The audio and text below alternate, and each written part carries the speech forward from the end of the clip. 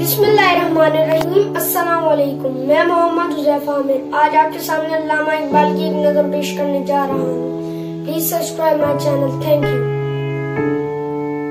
خودمندوں سے کیا پوچھوں کہ میری ابتدا کیا ہے، کہ میں اس فکر میں رہتا ہوں کہ میری انتہا کیا ہے۔ خودی کو کر بلند اتنا کہ ہر تقدیر سے پہلے خدا بندے سے خود پوچھے بتا تیری رضا کیا ہے۔ مقام گفتگو کیا ہے اگر میں کیمیا کروں، یہی سوز نفس ہے اور میری کیمیا کیا ہے۔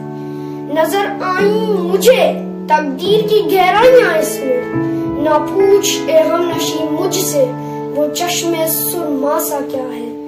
اگر ہوتا وہ مجذوب فرنگی اس زمانے میں تو اقبال اس کو سمجھاتا مقام کبریا کیا ہے۔ نوائے صبحگاہی نے جگر خون کر دیا میرا، خدایا جس خطا کی یہ سزا ہے وہ خطا